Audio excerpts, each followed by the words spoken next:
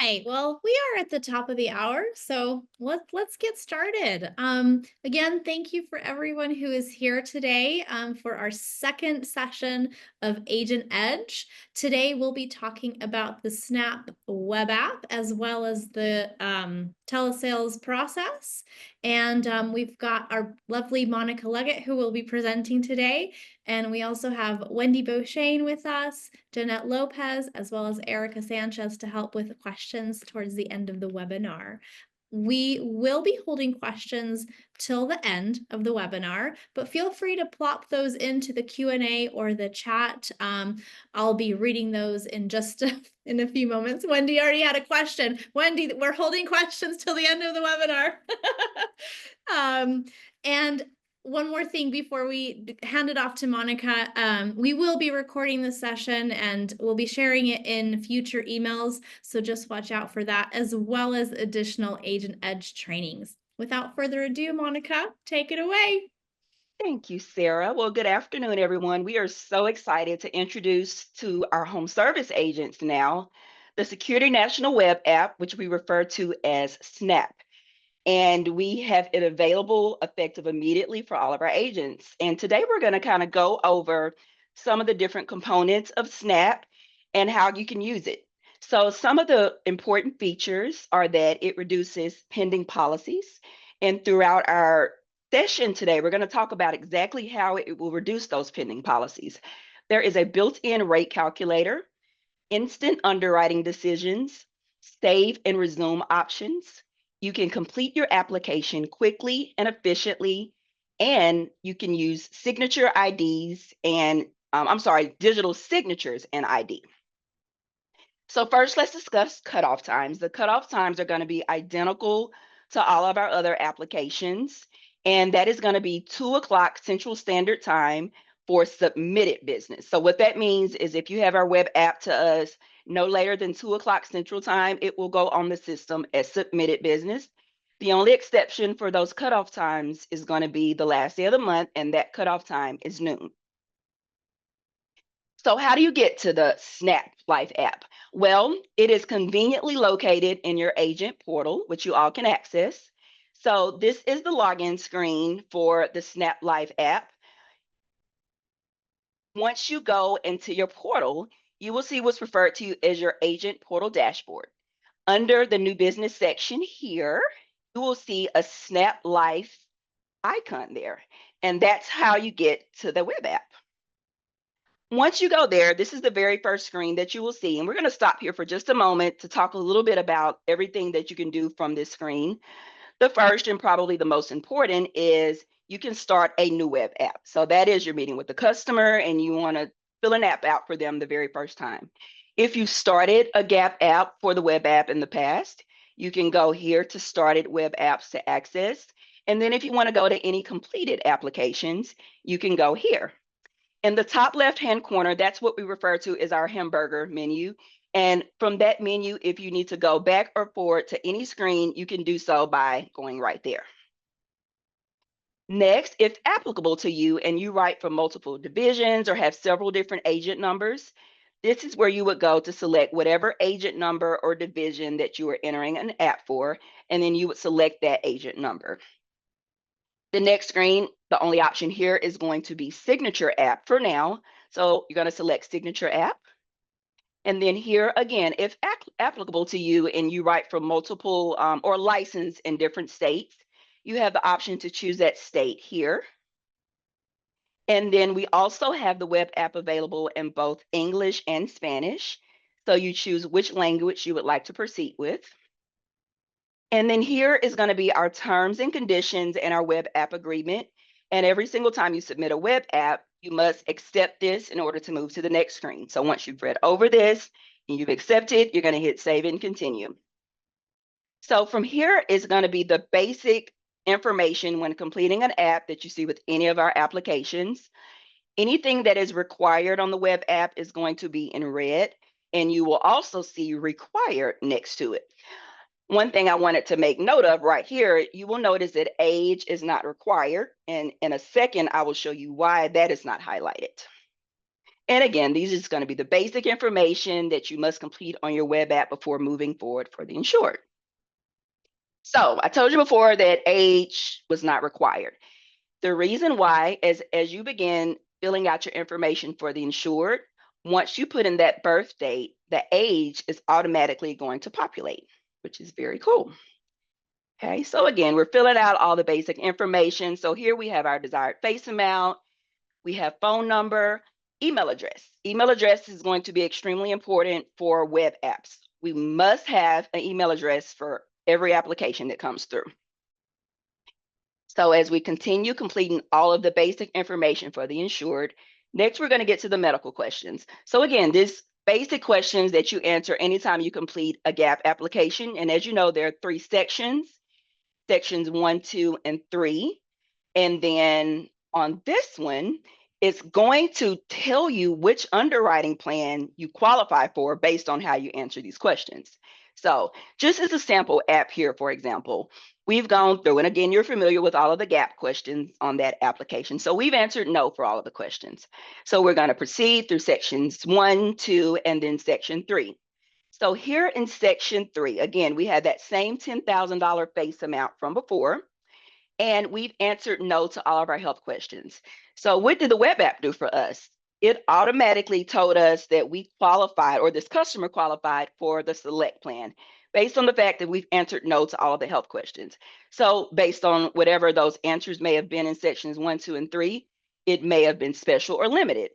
This alone helps with pending because you're less likely to get an application to have to go to pending. If it's a case of, hey, you didn't necessarily put them on the right plan for the beginning. Now, it's another situation if the customer did not share with you all of the information. But if they did, and you fill it out here, there's no reason why it should go to pending for a plan change because the web app is going to tell you what plan they qualify for. Now we're going to go to save and continue. So then it's going to be our medication list. And here we're providing a complete list of medical conditions and medications, including oxygen, and the dosages and time periods for all medications. If your medication is related to a medical question answered in the previous section, please indicate which question number it pertains to. So basically, if you have no medications that you're entering, you're going to hit save and continue. Otherwise, you will hit add medication, and from there you can provide additional information for that medication. And then writers is going to be the next section, and then it's going to ask you if you want to add a child writer, yes or no. If you say no, you can hit save and continue. If you select yes, a section will come up for you to enter child writer information. So here we're going to stop here for just a second. This is going to be the premium quote and payment mode with built-in calculator. So from this screen, everything in red has not been answered yet. However, as we go and tell the web app what our payment is, so we're doing 10 pay, 20 pay, whole life. For home service agents, our options are going to be bank draft, credit card, scan check / money order, or agent EFT. We're also going to tell them whether we're doing draft upon approval and then your payment mode of monthly, quarterly, semi-annual, or annual. So again, we have our face amount here. Before we've answered those questions, the premium is going to be blank. And then here, it is going to fill in that premium based on how you have answered these questions, based off of your face amount, based off any writers that you've added. So there is the built-in rate calculator. So this feature allows us to have less applications possibly going to pending because the premium is off. Because guess what? The web app is going to tell you what your rate should be. And then we're going to go to owner and payer information. If the owner and payer is the same as the insured, that info will automatically populate once you select same as insured. If it's different than the insured, you're going to select either person or company. And then from there, you can complete the information for the owner and then the payer. Finally, here for payment information, you can tell whether you're doing a day or weekday billing option, and you can say what day of the month that you would like to have that bill. And then beneficiaries is going to be your next section. Again, all of this is nothing new. But there must be at least one primary beneficiary. The percent of all the primaries must equal 100%, and the percent of all contingents must equal 100. If those percentages are not correct, it will not let you proceed to the next screen. So from there, another bit of required information is your primary physician for the insured. So you're going to complete all that information there to include the phone number, address, and of course the name. And then this is the replacement of life insurance or annuity section here where you're saying yes or no if you are replacing that insurance. And the actual replacement form is going to populate at the very end once we import our application. So the replacement form is already included, which is pretty cool. And then your agent statement, you're simply saying you will or will not be replacing this coverage. And then it's going to ask you whether you are splitting commissions, whether the proposed insured is an immediate family member, which we refer to as controlled business. What city and state was this form completed at? And then from here are your digital signatures. So depending on whether you're using a phone, a mouse pad, a laptop, whatever, you can actually sign here. And please do not judge me. I did this sample app with a mouse on a mouse pad, and it looks like probably a 5-year-old signed this. But either way, that's where your signatures will go here for your digital signature. And then your ID upload. So ID is required for the insured with every web application. If the insured is a minor, we need the ID for a parent or legal guardian to be uploaded instead. If you're paying with check or money order, you also have the option of scanning a copy of that check or money order in this same section. So we do that by uploading the file. And then here, I just wanted to take a moment to show you what we would consider an acceptable form of ID and check, and then some unacceptable ones, meaning that they're not clear enough. So these are acceptable. This is a driver's license. We can see all of the information for the insured. We can see your face. We can see date of birth, all of that information. And then the check, you can see who the check's made payable to. You can see the signatures. You can see the amount. Nothing is cut off. For unacceptable IDs and checks, for the ID, for example, it's far away, you can't really read any of the information, you see more of her car than the ID itself. So our suggestion there would be to get much closer before taking a picture of that ID. And then the check itself is just not legible. It's just not a very good copy at all. So that would be an example of an unacceptable one. When you've completed all that information, you will get your summary page, and it will tell you once again who the insured is and the face amount. And you have the option here to submit the application. If you want to go back, you missed anything, just want to double check, you can do that. But if you decide to submit the application, you select that. And then this is your confirmation that the application has been submitted and that we have your application here in our office. If for some reason you are done, you can go back to the home screen. You also have the option of downloading a copy of the PDF if you would like to. So you would select download PDF, and then you just get basically a copy of the application that you just sent. Few more friendly reminders. Currently, the web app for home service is only available in the GAP product. We definitely have plans on having all of our products added, but for right now, it's just GAP. So that's just one important thing to note. Internet coverage is required to submit applications. If you just so happen to be in a place with poor internet coverage or none, I would suggest just getting a regular paper app and completing it. We also just have a fillable PDF of our applications available on Agent Portal, so you can do that, but we have to have internet coverage for the web apps. And once again, a good quality photo or ID is required for app submission.